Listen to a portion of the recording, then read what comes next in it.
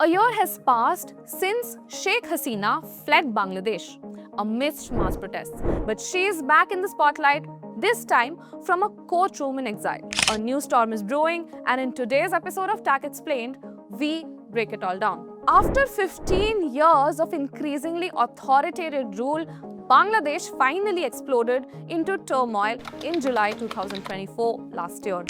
The immediate trigger was outrage over a controversial quota system for public sector jobs or government jobs, a legacy of Bangladesh's 1971 Liberation War. This system allowed many reserved positions for the descendants of freedom fighters. A court decision to reinstate these quotas in June 2024 sparked campus protests among students. The movement then escalated into a full-fledged mass uprising after the administration carried out mass killings of these protesters. Opposition groups and political parties soon joined the movement, turning it into a broader revolt against Hasina's iron-fisted governance. Clashes were brutal. By early August, police and Awami League party-affiliated mobs had opened fire on unarmed students. UN estimates put the death toll much higher. Up to about 1,400 people were killed in just 3 weeks of these student-led protests, with thousands more injured. With protesters even storming ministerial offices, the military chief publicly announced Hasina's resignation. On 5th August, the 77-year-old leader fled from Bangladesh by helicopter into its neighbor, India. New Delhi then granted her an interim stay and provided logistical support as she arranged for her longer-term refuge, with reports stating she later sought UK asylum. However, her departure ignited anti-India sentiment at home, as many Bangladeshis viewed India's backing of the new regime with suspicion and anger. Meanwhile, Bangladesh's new power structure was quickly installed. Army Chief General Waqar-uz-Zaman declared that Hasina had resigned. He dissolved the parliament and handed control to a caretaker administration. And thus, the Nobel Peace Prize laureate Muhammad Yunus was sworn in on August 3 as the chief advisor of a 17-member interim government. Now, all of this happened within 3 days of Hasina having left the country. Yunus pledged to restore democracy and justice after the brutal autocratic regime ended. The student movement broadly welcomed his leadership as a compromise figure who had challenged Hasina's rule in the past. In case our viewers are wondering why, Sheikh Hasina viewed Muhammad Yunus's leadership of the Grameen Bank and his political ambitions as troubling, especially given concerns over high interest rates of microloans and alleged financial irregularities. Believing he misused his global image and foreign connections to undermine democratic institutions, her government removed him from the Grameen Bank leadership and pursued legal action to hold him accountable. Coming back to the present, under Yunus, Bangladesh's foreign policy quickly recalibrated. While Hasina's government had been closely aligned with India and estranged from Washington, the interim cabinet made a point of diversifying these ties. Yunus's first state visit was to China, where he secured roughly $2.1 billion worth in new Chinese loans and investments in March this year.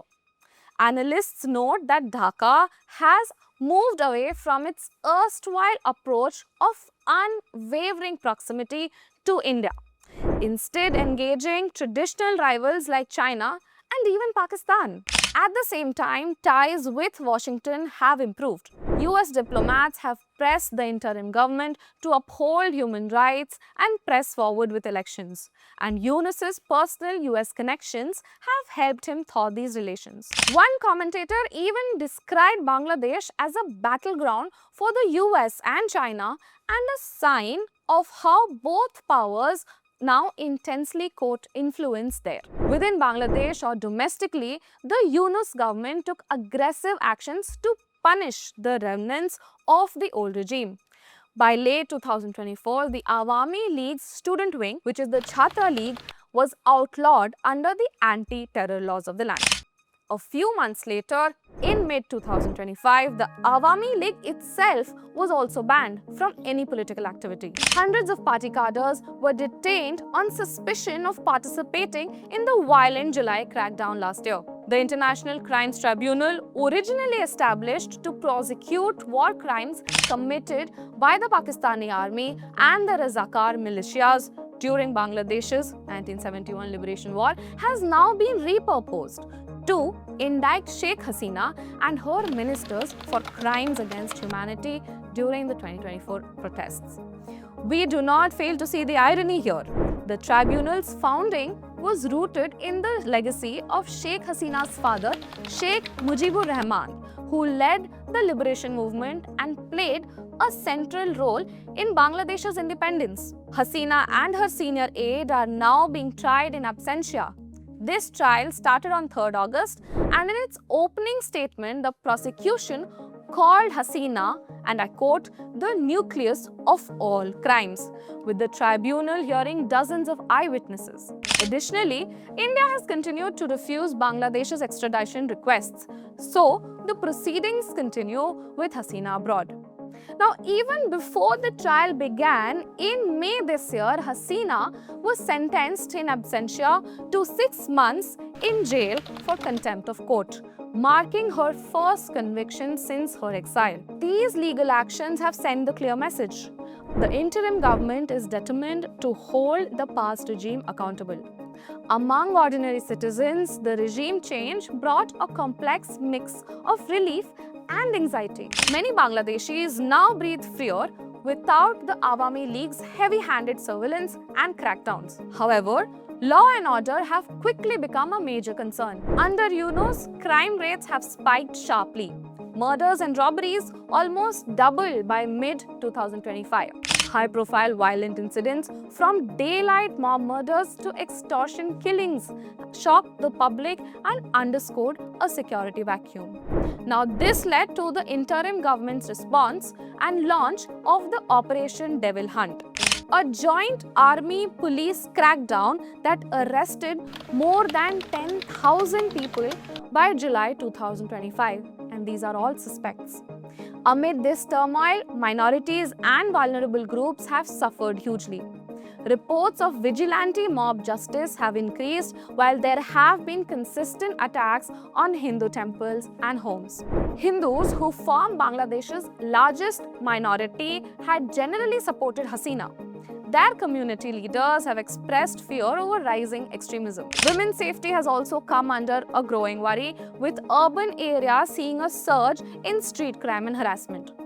Adding to this tension, nearly 20,000 Hifazat-e-Islam supporters marched in Dhaka in May this year, denouncing proposed gender equality reforms and demanding the disbandment of the Women's Affairs Reform Commission. In short, many Bangladeshis live in deep insecurity despite Hasina's ouster. Economically, the country has struggled. Global headwinds of high inflation, shrinking remittances, and energy crisis have hit Bangladesh as hard as anywhere else. The government has urgently sought international aid, while an IMF mission visited in April this year but delayed a loan over disagreements of fiscal and currency reforms. Bangladesh's textile and clothing exports, the backbone of its economy, and remittances from overseas workers have both slowed down. To cope with this, Yunus's team is tightening budgets and quoting new funding, which includes major loans from China and the Asian Development Bank. But without political stability and clarity on elections, investors continue to remain cautious. Now, the biggest bone of contention remains the issue of elections. No date has been set as of today. Yunus has floated early 2026 as a target.